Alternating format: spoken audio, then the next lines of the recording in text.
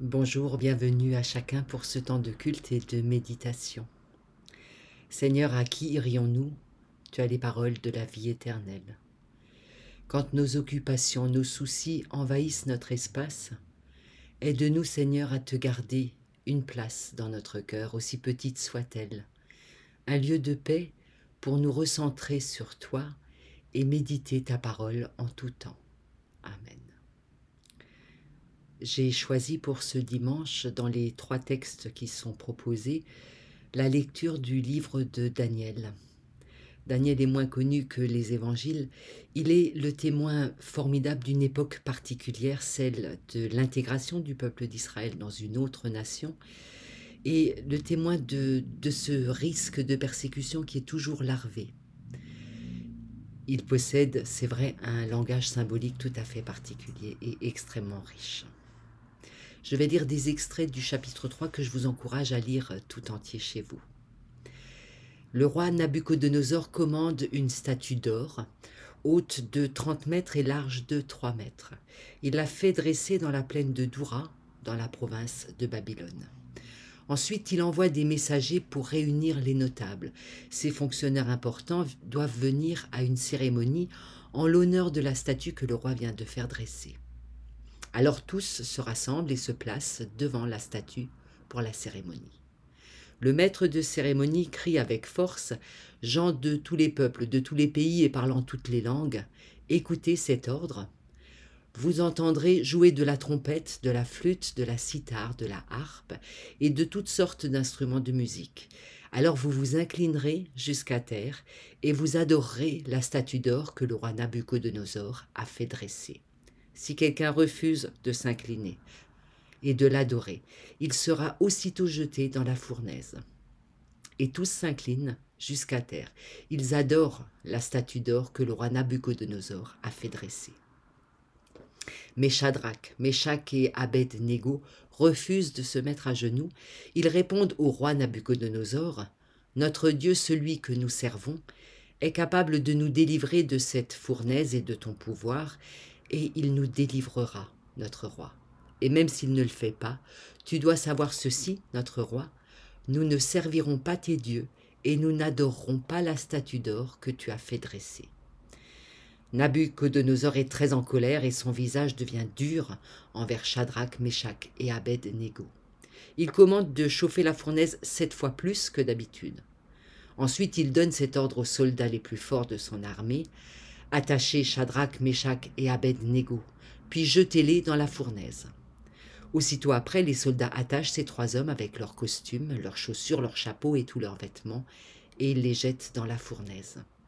Et Shadrach, Meshach et Abed-Négo tombent tout attachés au milieu de la fournaise. Soudain, le roi Nabuchodonosor se lève.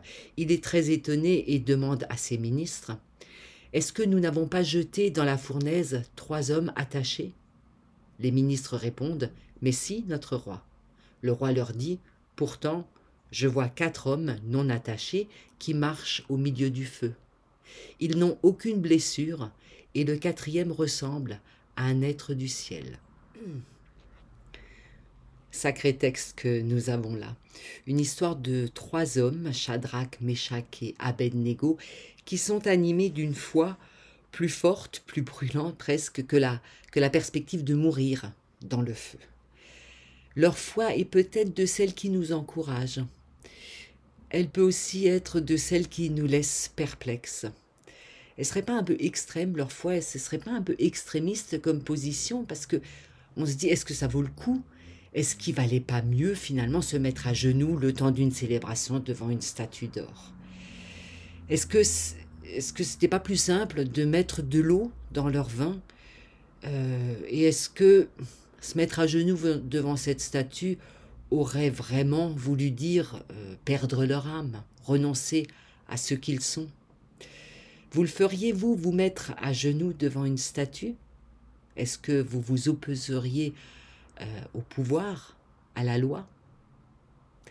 L'histoire de ces 3 hommes a été abondamment utilisée dans l'histoire chrétienne, en particulier par les pères de l'Église dans les premiers siècles, pour encourager les chrétiens à demeurer fermes dans leur foi, Alors on le comprend facilement quand on se souvient des persécutions subies au seul motif d'être chrétien.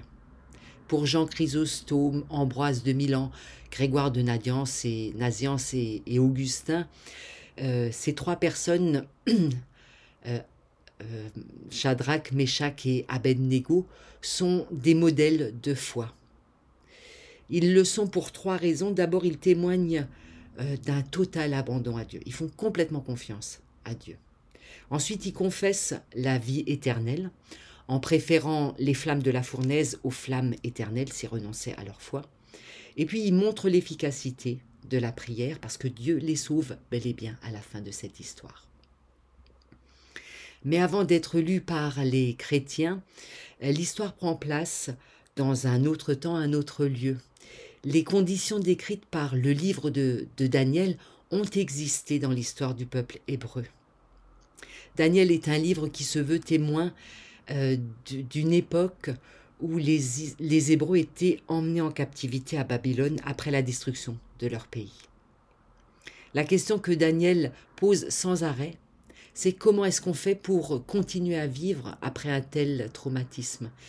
Comment est-ce qu'on intègre ce cataclysme à son histoire?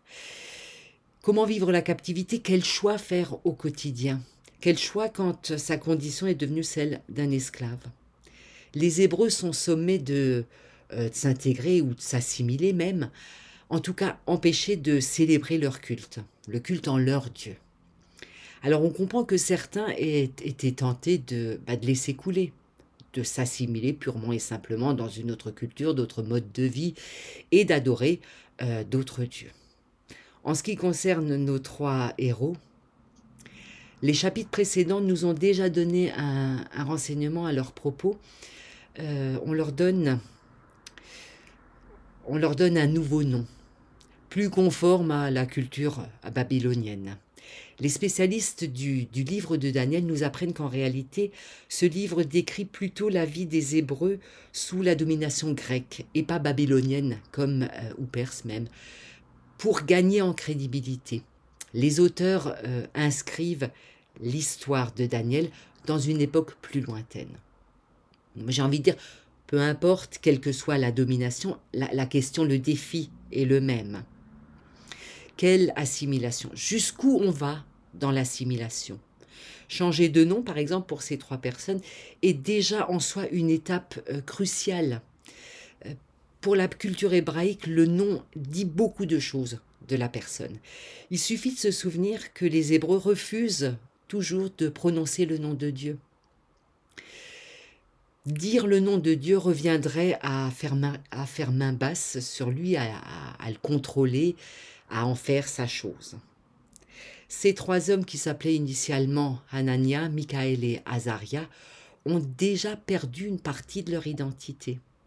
Se mettre à genoux devant une statue, en plus de la perte de leur identité, est-ce que c'est qu'un compromis de plus? Jusqu'où est-ce qu'ils vont aller? Alors pour eux, le choix est fait. Il est fait sans éclat, sans recherche de martyr, sans arrogance et avec franchise quand ils s'adressent au roi. Ces trois personnes s'abandonnent totalement à Dieu, dans la vie comme dans la mort, sans chercher dans leur foi une récompense parce que leur foi est totalement désintéressée. Ils le disent. Les auteurs mettent alors l'accent sur la relation entre eux et Dieu, leur fidélité, leur désir de rester proches, quelles que soient les circonstances de Dieu. Et le prodige arrive. Ils ne ressentent pas le feu alors qu'ils sont jetés dans une fournaise chauffée à blanc. Alors il y a dans ce texte, comme ailleurs parfois dans le livre de Daniel, il y a du merveilleux, il y a du prodige et clairement un encouragement, je pense une tentative d'édifier tout croyant qui connaît peut-être des conditions de vie similaires. Il faut cependant dépasser cette lecture du merveilleux, dépasser les coups de théâtre et même le happy end, pour trouver la beauté brute du texte. On ne peut pas s'en tenir à une lecture superficielle, une lecture qu'on ferait à un enfant de 3 ans, parce que les textes bibliques valent toujours mieux que ça.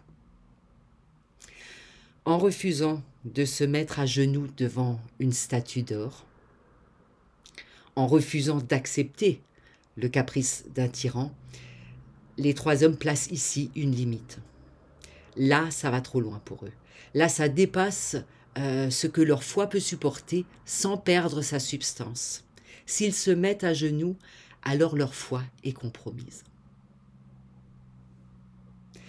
Peu importe le miracle et l'emballage merveilleux du texte, la pointe est ailleurs. Si on prend un peu de recul, on aura remarqué qu'il y a un thème omniprésent qui court tout le long du texte. C'est celui du pouvoir. Le pouvoir se retrouve à tous les angles du texte en quelque sorte. On a d'abord le pouvoir du roi, Nabuchodonosor, qui contraint tous ses hauts fonctionnaires à s'agenouiller devant sa nouvelle création. On a le pouvoir de la statue faite en or qui représente le pouvoir et la fascination. On a ensuite le pouvoir de la physique et de la nature parce que le feu devrait brûler et il ne le fait pas. On retrouve ensuite le pouvoir du roi qui, quand il est confronté aux trois hommes, essaye de les faire fléchir. Il résiste malgré ses yeux de feu. Et à la fin, c'est une partie que je n'ai pas lue, on retrouve le pouvoir du roi qui contraint alors toute sa population, tout son peuple à faire la foi de ces trois hommes. Et au milieu de tous ces pouvoirs qui n'en finissent pas d'avaler les hommes et de briser la moindre résistance, se trouvent ces trois jeunes gens aux noms qui disent déjà une part d'assimilation. Eux ne s'agenouillent pas devant la statue d'or, eux ne baissent pas les yeux et ne perdent pas leurs mots quand ils s'adressent à leur souverain.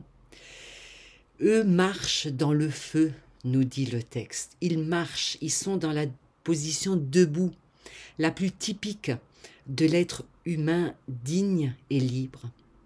Ils ont refusé de se mettre à genoux devant le roi.